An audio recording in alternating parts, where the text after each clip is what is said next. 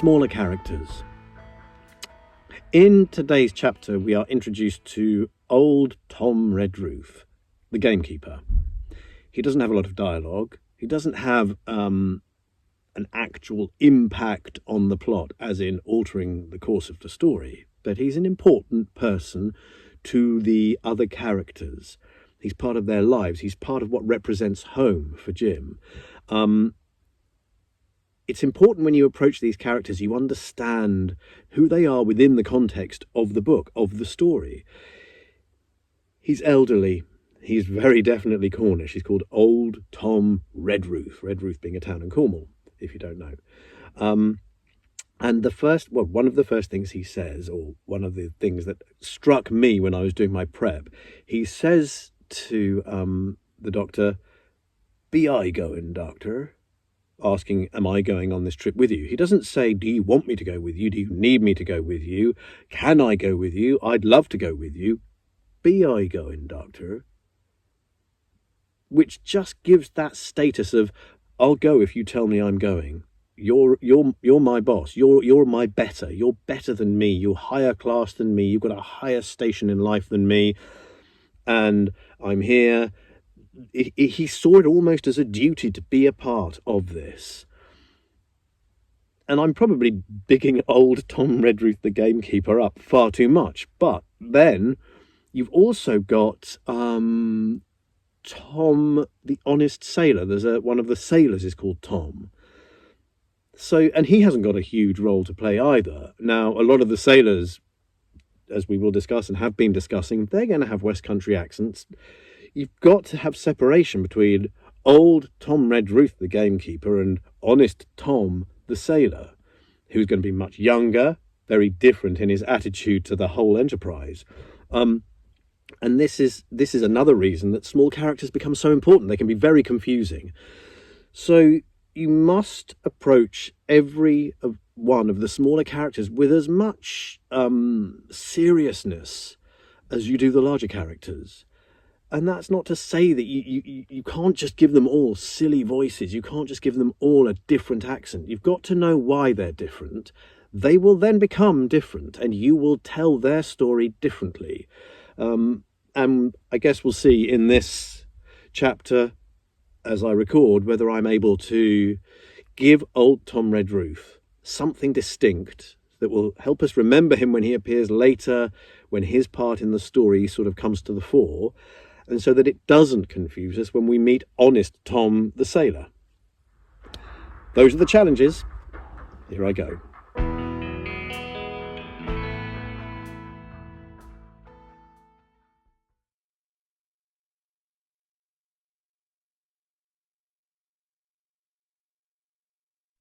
Part 2. The Sea Cook. 7. I go to Bristol. It was longer than the squire imagined ere we were ready for the sea, and none of our first plans, not even Dr. Livesey's, of keeping me beside him, could be carried out as we intended.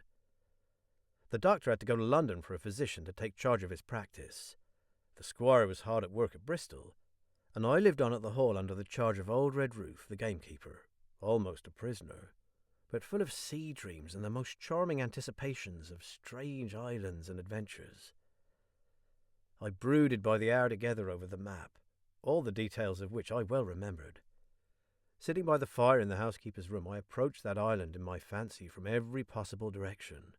I explored every acre of its surface.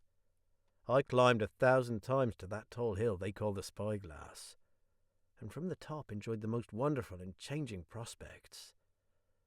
Sometimes the isle was thick with savages with whom we fought, sometimes full of dangerous animals that hunted us. But in all my fancies, nothing occurred to me so strange and tragic as our actual adventures. So the weeks passed on, till one fine day there came a letter addressed to Dr. Livesey, with this addition: to be opened, in the case of his absence, by Tom Redruth or young Hawkins. Obeying this order, we found, or rather I found, for the gamekeeper was a poor hand at reading anything but print, the following important news. Old Anchor Inn, Bristol, March 1. Dear Livesey, as I do not know whether you are at the Hall or still in London, I send this in double to both places. The ship is bought and fitted. She lies at anchor, ready for sea. You never imagined a sweeter schooner. A child might sail her. 200 tons. Name? Hispaniola. I got her through my old friend Blandly, who has proved himself throughout the most surprising trump. The admirable fellow literally slaved in my interest, and so I may say did everyone in Bristol as soon as they got wind of the port we sailed for. Treasure, I mean. Red Ruth, said I, interrupting the letter. Dr. Livesey will not like that. The squire has been talking after all. Well, who's a better right? Growled the gamekeeper. A pretty rum go if squire ain't the talk for Dr. Livesey, I should think. At that I gave up all attempts at commentary and read straight on. Blandly himself found the Hispaniola, and by the most admirable management got her for the merest trifle. There is a class of men in Bristol monstrously prejudiced against Blandly. They go to the length of declaring that this honest creature would do anything for money, that the Hispaniola belonged to him, and that he sold it me absurdly high. The most transparent calumnies. None of them dare, however, to deny the merits of the ship. So far there was not a hitch. The workpeople, to be sure, riggers and what not, were most annoyingly slow. But time cured that. It was the crew that troubled me.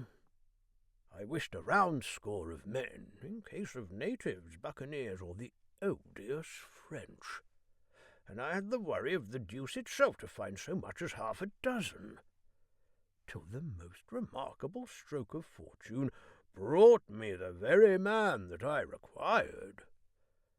I was standing on the dock when, by the merest accident, I fell in talk with him.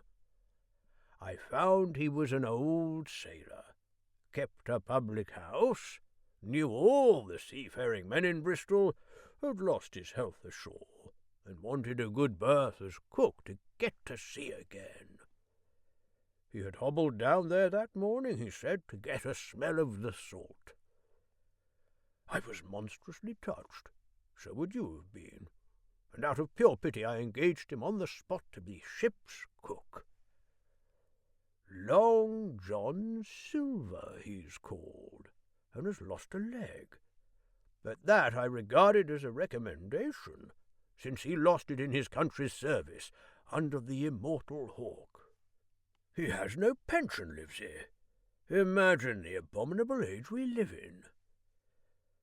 Well, sir, I thought I had only found a cook, but it was a crew I had discovered. Between Silver and myself, we got together in a few days a company of the toughest old salts imaginable, not pretty to look at, but fellows by their faces of the most indomitable spirit. I declare we could fight a frigate.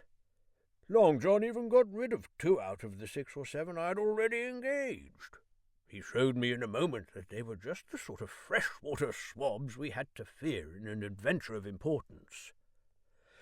I am in the most magnificent health and spirits, eating like a bull, sleeping like a tree. Yet I shall not enjoy a moment till I hear my old tarpaulins tramping round the capstan. Seaward ho! Hang the treasure! It's the glory of the sea that has turned my head. So now, Livesey, come post. Do not lose an hour if you respect me. Let young Hawkins go at once to see his mother, with Red Ruth for a guard, and then both come full speed to Bristol. John Trelawney. Postscript.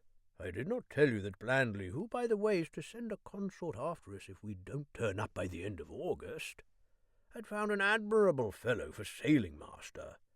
A stiff man, which I regret, but in all other respects a treasure. Long John Silver unearthed a very competent man for a mate, a man named Arrow.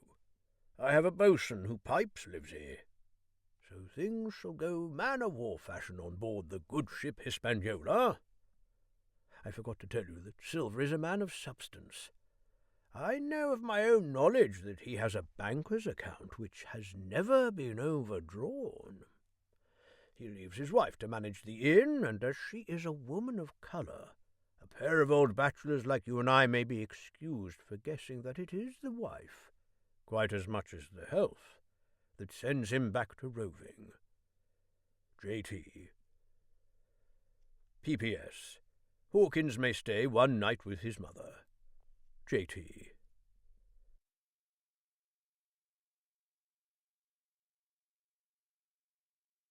And if ever I despised a man, it was old Tom Redruth, who could do nothing but grumble and lament.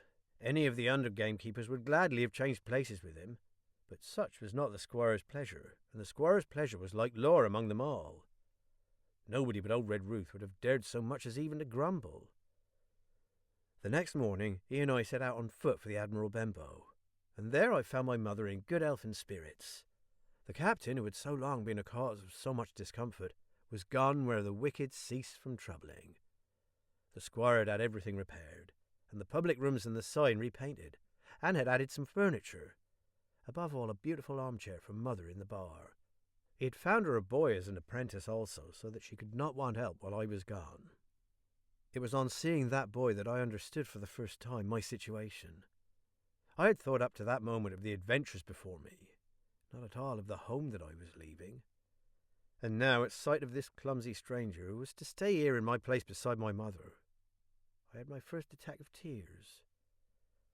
I'm afraid I led that boy a dog's life, for as he was new to the work, I had 100 opportunities of setting him right and putting him down, and I was not slow to profit by them. The night passed, and the next day after dinner, Redruth and I were afoot again and on the road. I said good-bye to mother in the cove where I had lived since I was born, and the dear old Admiral Benbow, since he was repainted, no longer quite so dear. One of my last thoughts was of the captain, who had so often strode along the beach with his cocked hat, his sabre-cut cheek, and his old brass telescope. Next moment we had turned the corner and my home was out of sight. The mail picked us up about dusk at the Royal George on the Heath. I was wedged in between Redruth and a stout old gentleman, and in spite of the swift motion and the cold night air, I must have dozed a great deal from the very first, and then slept like a log uphill and down dale through stage after stage. For when I was awakened at last, it was by a punch in the ribs, and I opened my eyes to find that we were standing still before a large building in a city street, and that the day had already broken a long time. "Where are we?" I asked. "Bristol," said Tom. "Get down." Mr. Trelawney had taken up his residence at an inn far down the docks to superintend the work upon the schooner. Thither we had now to walk, and our way, to my great delight, lay among the quays and beside the great multitude of ships of all sizes and rigs and nations. In one, sailors were singing at their work. In another, there were men aloft, high over my head, hanging to threads that seemed no thicker than a spider's. Though I had lived by the shore all my life, I seemed never to have been near the sea till then. The smell of tar and salt was something new. I saw the most wonderful figureheads that had all been far over the ocean. I saw besides many old sailors with rings in their ears, and whiskers curled in ringlets, and tarry pigtails, and their swaggering, clumsy sea walk. And if I had seen as many kings or archbishops, I could not have been more delighted. And I was going to see myself, to sea in a schooner, with a piping boatswain and pig-tailed singing seamen, to sea, bound for an unknown island, and to seek for buried treasure. While I was still in this delightful dream, we came suddenly in front of a large inn and met Squire Trelawney, all dressed out like a sea officer, in stout blue cloth, coming out of the door with a smile on his face, and a capital imitation of a sailor's walk. "Here you are," he cried, "and the doctor came last night from London. Bravo! The ship's company complete." "Oh, sir," cried I, "when do we sail?" "Sail?" says he. "We sail tomorrow."